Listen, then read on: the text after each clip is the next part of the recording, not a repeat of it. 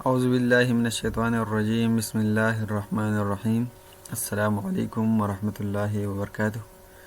Dears, उम्मीद है कि आप सब खैरियत से होंगे। डियर्स, चैप्टर नंबर 7 का लेक्चर नंबर 4 बनाते हैं, जिसमें क्वेश्चन नंबर 42 से लेकर क्वेश्चन नंबर 54 तक जो MCQs है उस साल हो जाएंगे इंशाल्लाह। तो क्वेश्चन नंबर 42 में है negative binomial distribution, that is negative binomial with x, r and p for r is equal to 1 reduces to। Negative binomial में अगर r की वैल्यू 1 हो जाए तो ये किस डिस्ट्रीब्यूशन को रिड्यूस हो जाता है? तो ये हमारे पास रिड्यूस हो जाता है ज्योमेट्रिक डिस्ट्रीब्यूशन को, यानी ऑप्शन नंबर डी जो है वो करेक्ट है। अगर नेगेटिव बाइनोमियल में r की वैल्यू 1 आ जाए तो ये ज्योमेट्रिक डिस्ट्रीब्यूशन में रिड्यूस हो जाता है, यानी मतलब इससे ज्योमेट्रिक डिस्ट्रीब्यूशन बन जाता है। तो इसका मतलब ये हो गया कि नेगेटिव बाइनोमियल जो है ये ज्योमेट्रिक डिस्ट्रीब्यूशन का एक स्पेशल केस है जब वो r की वैल्यू 1 हो। ठीक है।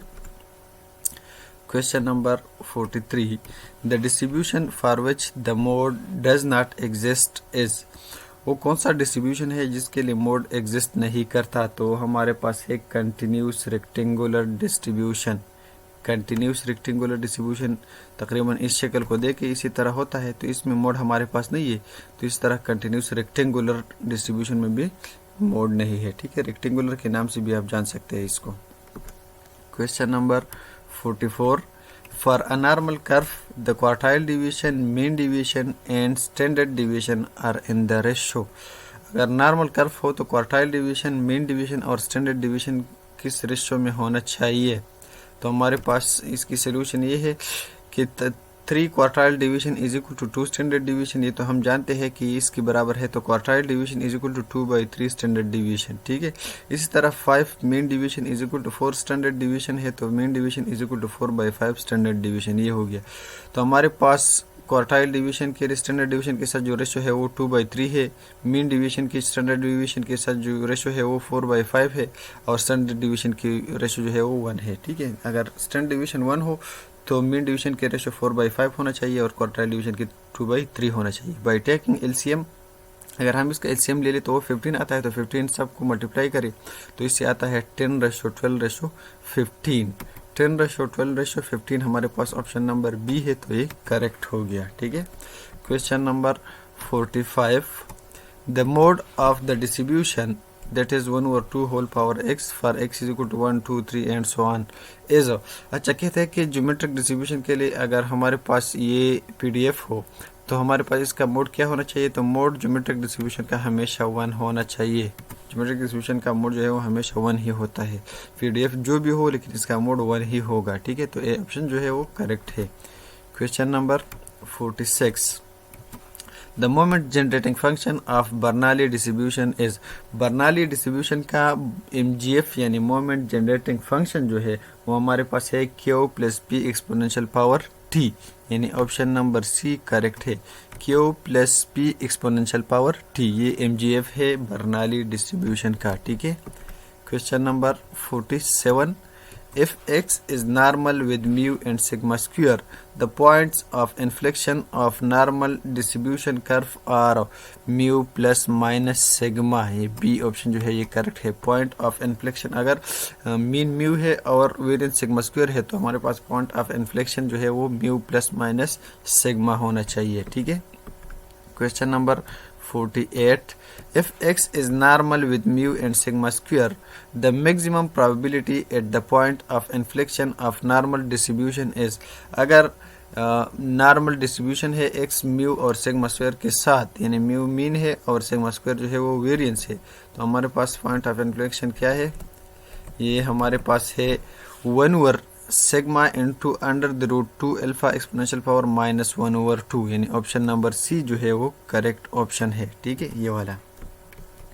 Question number 49, in approximate relation between standard deviation of normal distribution is an approximate relation between quartile deviation and standard deviation of normal distribution is standard deviation और quartile deviation के दरमियान जो approximate relationship है वो मैंने पहले भी आप लोगों को बताया क्वेश्चन नंबर 44 में कि ये हमारे पास है 3 quartile division is equal to 2 standard deviation, यानी ऑप्शन नंबर डी जो है वो करेक्ट है।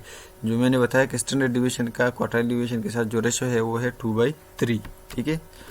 Question number 50, an approximate relation between mean division about mean and standard division of a normal distribution is, ये भी मैंने पहले बता दिया था कि वो है 4/5, यानी 5 mean division is equal to 4 standard deviation. Option number A जो है ये करेक्ट है। ठीक है।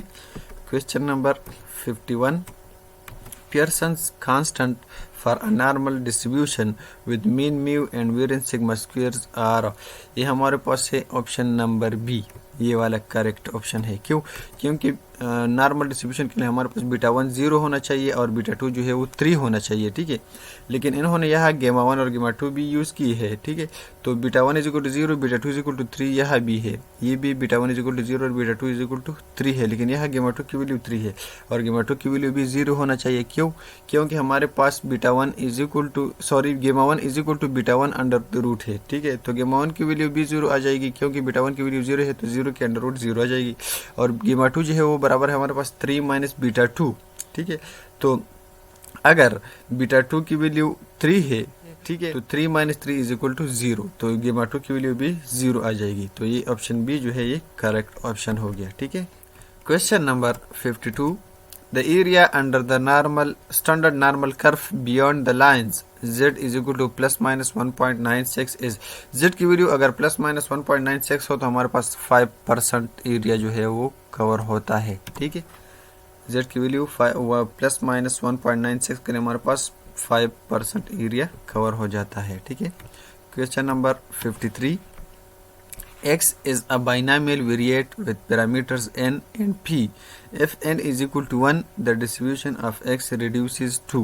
अच्छा, अगर x हमारे पास एक बाइनामियल डिस्ट्रीब्यूशन है, बाइनामियल वेरिएट है विद पैरामीटर्स n और p, तो n की वैल्यू अगर 1 आ जाए तो डिस्ट्रीब्यूशन किस डिस्ट्रीब्यूशन को रिड्यूस हो जाता है? तो डिस्ट्रीब्यूशन जो है वो बर्नौली डिस्ट्रीब्यूशन को रिड्यूस हो जाता है, क्योंकि अगर n की वैल्यू 1 आ जाए तो फिर हम इसको बर्नौली डिस्ट्रीब्यूशन कहते हैं। ठीक है।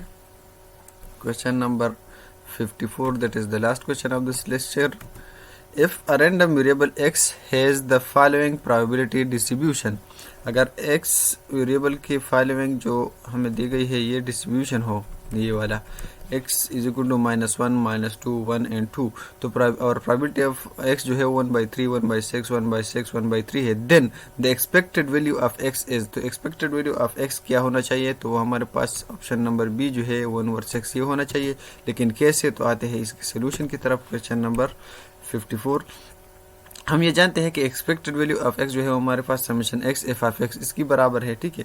तो summation x f of x का मतलब ये हो गया कि x की वैल्यू f ऑफ x की वैल्यू के साथ मल्टीप्लाई करें, तो x की वैल्यू -1 है, f ऑफ x जो है प्रोबेबिलिटी वो 1/3 है, प्लस x की वैल्यू -2 है और इसकी करस्पॉन्डिंग प्रोबेबिलिटी 1/6 है, प्लस 1 जो है x की वैल्यू है और 1/6 इसकी करस्पॉन्डिंग वैल्यू है। इसी तरह 2 x की वैल्यू है और 1/3 जो है इसकी करस्पॉन्डिंग वैल्यूज है, यहाँ आप देख सकते हैं ये सारी वैल्यू। ठीक है। अब इन वैल्यूज को अगर आप मल्टीप्लाई करें, ठीक है, और फिर ऐड करें तो इससे आता है 1/6, तो 1/6 हमारे पास ऑप्शन नंबर बी है, तो ये करेक्ट हो गया। डियर्स, आज के लिए इतना ही काफ़ी है, लेकिन एक छोटा सा रिक्वेस्ट है कि हमारे चैनल को सब्सक्राइब कीजिए और फ्रेंड के साथ भी शेयर कीजिए, अपने राय भी कमेंट्स में ज़रूर दीजिए। ठीक है। और नेक्स्ट लेक्चर जो है वो इंशाल्लाह क्वेश्चन नंबर 55 से लेकर क्वेश्चन नंबर 63 तक हो जाएगा। तब तक के लिए अस्सलामु अलैकुम व रहमतुल्लाहि व बरकातुहू।